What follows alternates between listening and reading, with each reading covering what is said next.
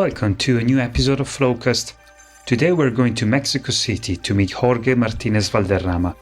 Our conversation goes from acousmatic composition to politics of sound. At the end of the interview, we'll listen to his track, Cuando Cauce, Recuerda, which is being played in installations around the world with really lots of speakers. Do you want to start by introducing yourself and your creative practice? All right. Well, yes, my name is Jorge Martínez Valderrama. I'm a Mexican composer and sound artist. Yeah, my background is classical music. I studied composition. And yeah, I moved from this kind of composition for chamber ensembles, like string quartets and all that. Gradually I discovered electronic music, concrete music, and mainly for me it's all about fixed media now, like only acousmatic work. The focus of this work nowadays is mainly on the recordings, and that's one of the reasons I was very interested in being part of a project. Yeah, listen to you talking about your practice. I have to say that I can hear both of your creative musical halves. It feels very much that the composition has got some classical background, the way it moves and breathes. But of course you can't hear, clearly defined instruments. What did you use to make the sounds? Only the recording. I discovered that for me it was like the most interesting part, not just the organizing the sounds and creating a musical piece, but where does these recordings come from and how were they recorded? For me, it's very important to emphasize this collaborative way of working, like I do a lot of community work and we make this audio documentation. So I record a lot of things, but also the people working with me, they also record with their own cell phones. And then I think that half of the composition is already there, Maybe I want to add some things or process the recording in some way. Yeah, because you worked on the old power station, right? So the section that's right after the city of Augsburg. The recording was taken in that area, which is right after the city of Augsburg, corresponding to the old power station. In that part, the river was split in two. One is a canal that goes through the power station, which is no longer active, now it's a museum.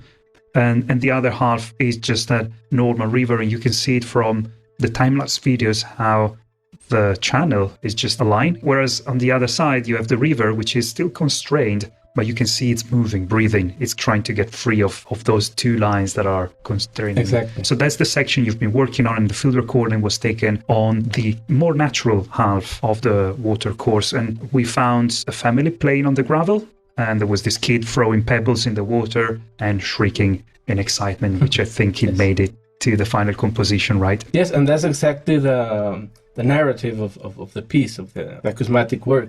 The work is called Cuando Cauce, Recuerda, which is when the riverbed remembers.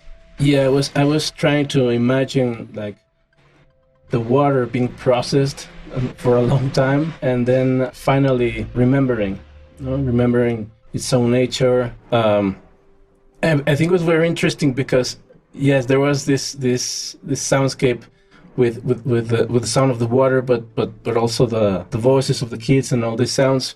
So what I did was I took this recording and I processed it through this plugin called Spectral Layers. It has this way of separating tonal components and transients and noise. Yeah, I started playing around with stem separation to see what's giving me.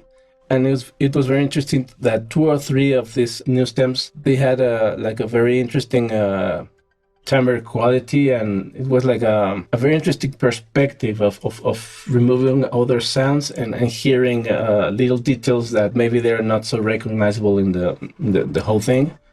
So yeah, I used the stems and I processed them again, and I chopped some of this processed audio. And yeah, the final stage was only organizing the sounds in order to fit in the form or in the structure of the whole recording, which was about a minute, but I stretched it up to 5 minutes. I wasn't sure about using the original recording, but finally I did it at the end. Yeah, I don't do that very often, but for me it was interesting to reveal in the final part how it sounded originally. So yeah, that's the way I work with the piece. Yeah, I like the progress. It starts like some alien machine breathing, and then gradually, slowly, the original sounds of nature, water, even a kid. One of the main focus points of the project was to reflect on the contrast between the artificial and the natural, understanding that there's not always a clear line, except in your sections where there actually is a clear line. You've got on one end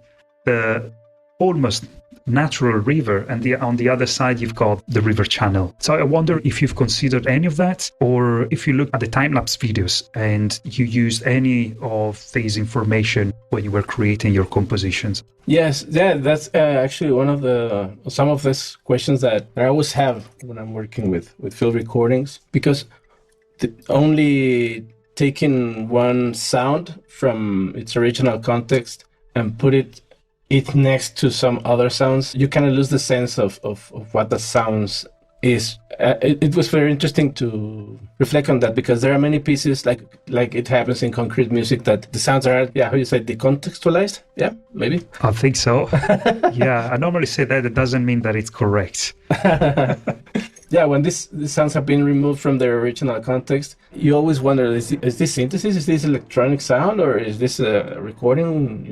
What is it, no? So that's, for me, a very interesting kind of pareidolia. That, for me, is not only a aesthetical issue, but political also, no? For me, the context of this recording in particular, yeah, the river is going through this process that maybe for it feels not so natural. So this word becomes like a little problematic. What is natural? And then for me, like processing a sound, it's always a political question. Why am I using a plugin or an effect? Why shouldn't the sound just be what it was originally not recorded? Yeah, there's always a conscious choice. Yeah, and for me, it's like when I remove the sound from its original context, that process is already happening, no?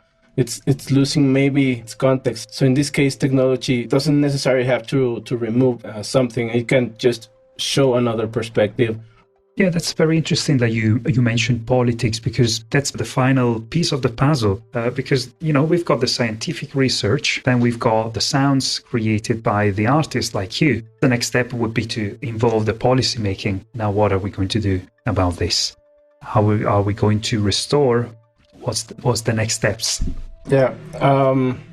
Well, sometimes it's a community, like a group of people that we're sharing something. For me, this kind of distance collaboration, I like to think about the sound engineer or the person who recorded the sound. I like to think what he or she had to do in order to be there and to get a decision of, I'm going to press record here because of she liked what she hears, or maybe because she thought there was something interesting going on there or something important be recorded.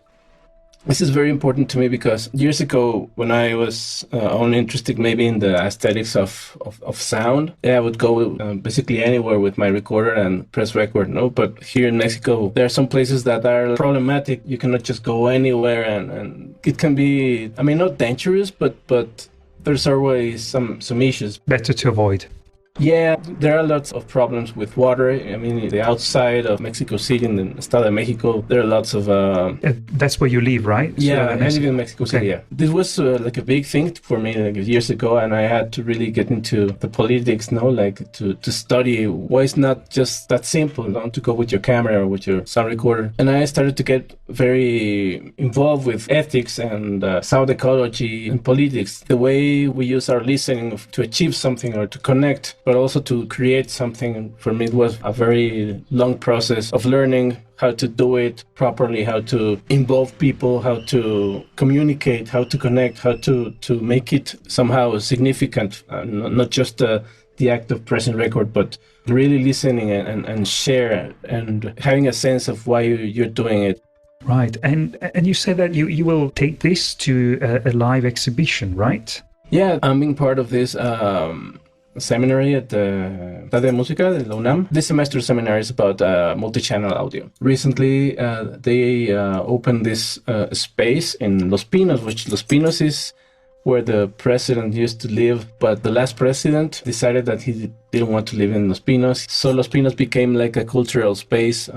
There's this place called the Sonidario, which is a listening room for Fifth Order Amisonic with 46 speakers. We were invited to present works at this place. Yeah, it's going to be a very different piece because specialization gives you another world of sound possibilities.